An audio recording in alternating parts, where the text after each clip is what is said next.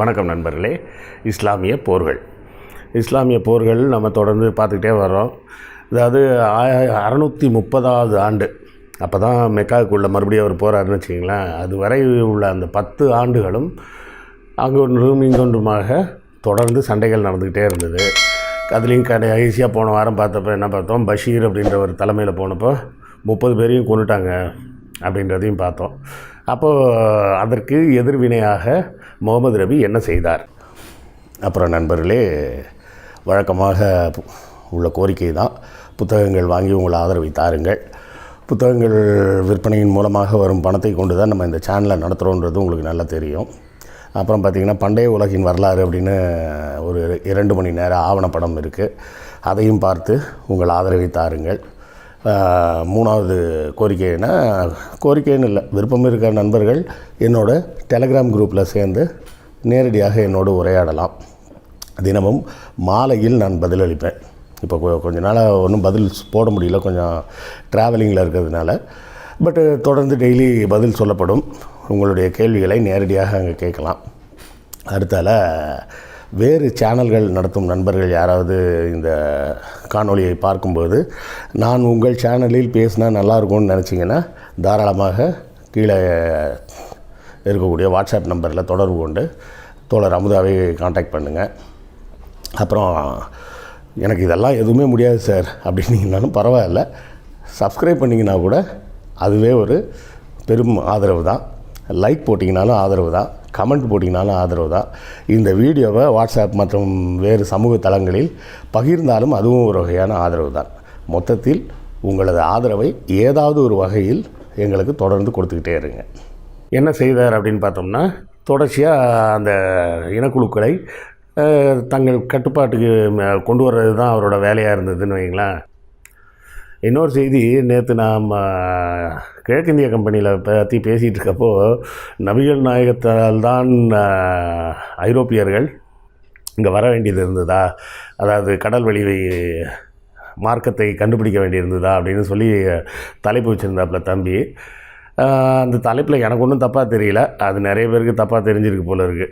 அதாவது நான் சொல்ல வந்த செய்தி என்னென்னா, இப்போ என்ன நடந்துக்கிட்டு இருக்குது, இந்த இஸ்லாமிய போர்கள் என்ன நடக்குதுன்றது தான் அதோட வெளிப்பாடு தான். பின்னாடி ஒரு 700-800 ஆண்டுகளுக்கு பிறகு வேறு வழி இல்லாமல் ஐரோப்பியர்கள் கடல் வழியை கண்டுபிடிக்க வேண்டிய கட்டாயத்துக்கு உள்ளாகிறாங்க.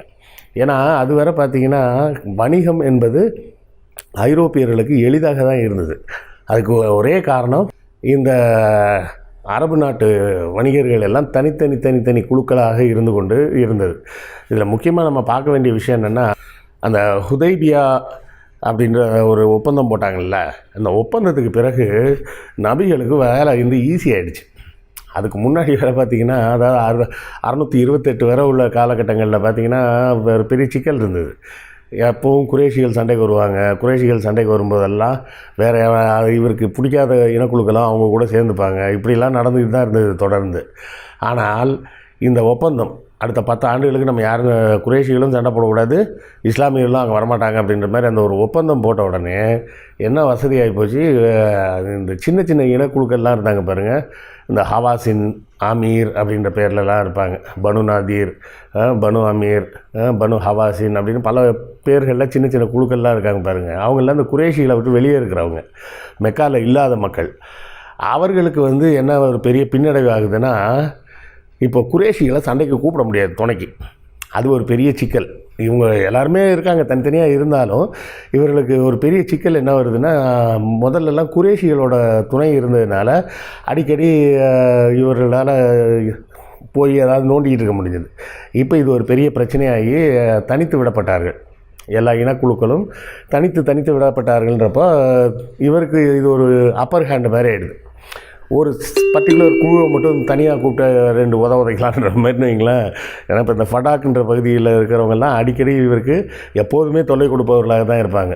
அதே மாதிரி இந்த கடாஃபன் இந்த ஃபதக் பகுதியில் வாழ்ந்த மக்கள், இவர்கள்லாம் கொஞ்சம் பவர்ஃபுல்லான ஆட்கள். நம்ம அதுலேயும் பார்த்தோமே, இந்த ஃபடாக் பகுதியில் நிறைய கோட்டைகள்லாம் கட்டி வச்சுருந்துருக்கிறாங்க.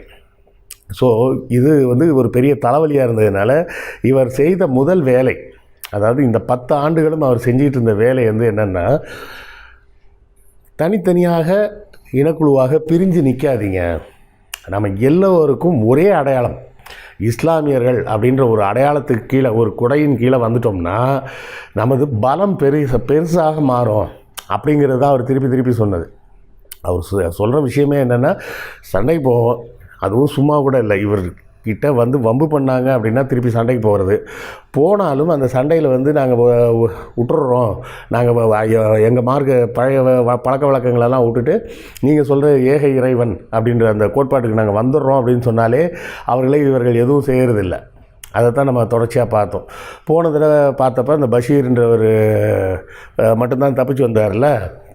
இப்போது முகமது நபி, ஜாயிர் அப்படின்னு ஒருத்தன், அப்புறம் கலீஃப்னு ஒருத்தர், 2 பேர் தலைமையில் தனித்தனியாக படைகளை அனுப்பி அதே மக்களை தங்கள் கட்டுப்பாட்டுக்கு கொண்டு வரணும் அப்படின்ற வேலைகளை செய்கிறாரு. அதுக்கு அடுத்தால பார்த்திங்கன்னா சுஜா அப்படின்ற ஒருத்தர் தலைமையில் ஒரு 25 பேர் அனுப்பி விடுறாரு. எதுக்கு? இந்த பனு அமீர், ஹவாசினில் உள்ள இன்னொரு சின்ன பிரிவு வந்து பனு அமீர்னு ஒரு குழு இருக்குது. அந்த குழுவும் வம்பு பண்ணுறாங்கன்னு சொல்லிட்டு இந்த சுஜான்ற ஒரு தலைமையில் அனுப்பி விட்றாரு. இவங்க வரதை கேட்டு அவங்க முதல்ல ஓடிடுறாங்கன்னு வைங்களேன். ஓடிட்டாங்கன்னொடனே அங்கே ஒரு 450 ஒட்டகங்கள் கிடைக்குது, எல்லாத்தையும் ஓட்டிகிட்டு வந்துடுறாங்கன்னு வைங்க. இப்படியாக தொடர்ந்து சின்ன சின்ன இனக்குழுக்கள்லாம் இவங்க கட்டுப்பாட்டுக்கு கொஞ்சம் கொஞ்சமாக வர ஆரம்பிக்கிறாங்க. இந்த காலகட்டத்தில் பார்த்திங்கன்னா ரோமாபுரி எம்பையர் வந்து ரொம்ப பெருசாகிடுச்சு. அதாவது மொத்த ஐரோப்பாலாம் தாண்டி அப்படியே எகிப்தில் கொஞ்சம் பகுதிகள், அரபு நாட்டு பகுதிகள்னு எல்லா இடமும் பரவி உள்ளே வந்துருச்சுன்னு வச்சுக்கிங்களேன். அரபு நாட்டு எல்லையில் கிட்ட வர வந்தாச்சுன்னு சொல்லிடலாம். ஏற்கனவே ஜெருசலேம்லாம் ரோமாபுரி கண்ட்ரோலில் தான் இருக்குது, அதுவும் நமக்கு தெரியும். அப்போது இந்த காலகட்டத்தில் ரோமாபுரி எம்பையர் வந்து 2ஆக பிரிக்கப்பட்டிருக்கு. அதாவது வெஸ்டர்ன் ரோமன், ஈஸ்டர்ன் ரோமன் அப்படின்னு 2ஆக பிரிச்சிடுறாங்க. அதாவது வெஸ்டர்ன் ரோமனை தனியாக சொல்ல மாட்டாங்க, அது ரோமன் எம்பையர். இந்த ஈஸ்டர்ன் சைடில் கிழக்கு பகுதியில் இருக்கக்கூடியதை பைசாண்டியன் அப்படின்னு சொல்லி அதுக்கு தனி பேர் வச்சுருந்தாங்க. அந்த காலகட்டத்தில் ஹெராக்லியஸ் அப்படின்னு சொல்லி ஒருத்தர் தான் வந்து பைசாண்டியனுக்கு ஹெட்டாக இருக்கிறாரு. அவர் ஒரு ரோமாபுரி எம்பையர். அவருக்கு கட்டுப்பட்ட ஒரு மன்னராக கசானித் அப்படிம்பாங்க, கசானி அப்படின்னு சொல்லக்கூடிய ஒரு தலைமையில் இருக்கக்கூடிய ஒரு அரசர் இருக்கார். அவர் வந்து கசானின்னு பேர் இருக்கின்றதுனாலே அவர் வந்து இஸ்லாமியர் கிடையாது. அப்போ இஸ்லாமியராக மாறாத காலம். குத்தாப், அதாவது பனு குத்தாப் அப்படின்ற ஒரு இனக்குழுவை சேர்ந்தவர்கள் இவங்கெல்லாம். இவர்கள் வந்து என்ன பண்ணுறாங்க, இவர்களுக்கு தூது அனுப்புகிறார் முகமது நபி எப்பவுமே எல்லாம் அனுப்புறது இதுதான், நீங்களும் நம்ம கூட சேர்ந்துருங்களேன், நம்ம வழிக்கு வந்துருங்களேன் அப்படின்னு. அவங்க வரல அப்படின்னு சொல்லிட்டாங்கன்னா திரும்பி விட்ருவாங்க, அவ்வளோதான். உடனே படையெடுத்து போகிறது அந்த மாதிரி விஷயம்லாம் கிடையாது. ஆனாலும் இப்போ பொதுவாக பல நேரங்களில் என்ன நடக்கும்னா, இந்த தூதுவர்களை இவர்கள் ஏதாவது வம்பு பண்ணுறது. வம்பு பண்ணுறதுன்னு என்ன, பெரும்பாலும் சில நேரங்களில் கொலை செய்து விடுவார்கள். தூதுவர்களை கொலை செய்யக்கூடாதுன்றது எப்போவுமே உலகம் முழுவதும் உள்ள ஒரு எழுதப்படாத விதின்னு வச்சுக்கிங்களேன். இப்போ தூதரை இவங்க வந்து என்ன பண்ணுறாங்க, கொண்டுட்டாங்கன்னொடனே வேறு வழி இல்லை அப்படின்னு சொல்லி முகமது நபி ஒரு 3000 பேர்கிட்ட திரட்டிக்கிட்டு அங்கேருந்து கிளம்பி சண்டைக்கு வர்றார். இவர் வர்றதை தெரிஞ்சுக்கிட்டு முதல்ல இவங்க எல்லோரும் தயாராகிடுறாங்க. அங்கே இருக்கிற படைப்பிரிவு சைஸை பார்த்துட்டு கொஞ்சம் இவர்களுக்கு யோசனையாக இருக்குது, நம்ம போய் ஜெயிக்கலைன்னா என்ன பண்ணுறது அப்படின்னு. முகமது நபி போகலை, வேறு ஆட்கள் தான் போகிறாங்க. அப்போது அங்கேருந்து கொஞ்சம் பின்வாங்கி முத்துவா அப்படின்னு சொல்லிட்டு ஒரு ஊர் இருக்குது, அந்த பகுதியில் இருந்த ஒரு பிரச்சனையில் அங்கே ஒரு சண்டை நடக்குது. அந்த சண்டை முடியும் போதே அந்த பைசாண்டியன் எம்பையரில் உள்ள படைகள் வருதுன்னொடனே இவங்க வேறு வழி இல்லாமல் பின்வாங்க வேண்டியதாகிடுது. இதை வந்து எழுதும்போதே எழுதியிருப்பாங்க, அந்த படை தளபதி வந்து 2-3 நாள் வந்து முகமது நபியை பார்க்காமையே அவர் கண்ணிலே படாமல் சுற்றிக்கிட்டு இருந்தார். பார்த்தா ஏதாவது கேட்பார், நம்ம எப்படி பதில் சொல்கிறது, என்ன பதில் சொல்கிறது, எப்படி ஃபேஸ் பண்ணுறது அப்படின்னு சொல்லி கொஞ்சம் கூச்சப்பட்டுக்கிட்டே அவர் கண்ணிலே படாமல் கொஞ்சம் நாள் சுற்றிட்டு இருந்துருக்கிறாருன்னு வைங்களேன். அதுக்கப்புறம் முகமது நபியை அவரை தேடி போய் பிடிச்சி, அதெல்லாம் ஒன்றும் இப்படிலாம் ஃபீல் பண்ணணும்னு அவசியம் இல்லை, கண்டிப்பாக நம்ம அடுத்த முறை ஜெயிக்கலாம், நீங்களே போவீங்க அடுத்த வாட்டி அப்படின்லாம் சொல்லி ஆறுதல் சொல்லி, அது மாதிரி இது வந்து ஒரு மிகப்பெரிய பின்னடைவுன்னு வைங்களேன். அதாவது ஜூன் மாதத்தில் ஆரம்பித்து டிசம்பர் வரை வரிசையாக சண்டை தான், மாதம் ஒரு சண்டைன்னு வச்சுக்கிங்களேன். இப்படி சண்டைகளாக ஓடிட்டுருக்கு. இதில் கடைசியாக ஒரு சண்டை வந்து ரொம்ப வேடிக்கையான சண்டை. ஒரு குறிப்பிட்ட இனக்குழு வந்து ஒரு கடற்கரையில் இருக்காங்கன்னு சொல்லிட்டு இங்கேருந்து போயிருப்பாங்க. இங்கேருந்து போனால் இவங்களுக்கு சாப்பாடு கூட கிடைக்காத அளவுக்கு பஞ்சமாயிடுச்சு அந்த பகுதி. அது ஒரு கஷ்டத்தில் இருந்துகிட்டு இருந்தப்போ ஒரு பெரிய திமிங்கலம் வந்து கரை ஒதுங்கியிருக்கு. அதாவது பெரிய மீன்கள் வந்து அலையில் கொஞ்சம் மண் இருக்கிற பகுதிக்கு வந்துருச்சுன்னா அதெல்லாம் மறுபடியும் உள்ளே போக முடியல, அப்படியே அது கரை ஒதுங்கியிருக்கு. அதை உயிரோடு பிடிச்சி வெட்டி சாப்பிட்டு இதெல்லாம் பண்ணாங்க அப்படிம்பாங்க. இது ஆங்கிலத்தில் எக்ஸ்பெடிஷன் ஆஃப் ஃபிஷ் அப்படின்னே சொல்லுவாங்க. மீனால் தான் தப்பிச்சாங்க அப்படின்ற மாதிரி. இப்படி பல்வேறு சண்டைகள் தொடர்ந்து நடந்துக்கிட்டு தான் இருந்தது.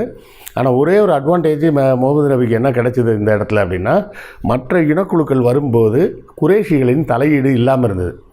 இந்த குறைஷிகளின் தலையீடு இல்லாமல் இருக்குது அப்படின்ற ஒன்றே வந்து இந்த 68லேருந்து அவருக்கு ஒரு பெரிய ரிலீஃப்.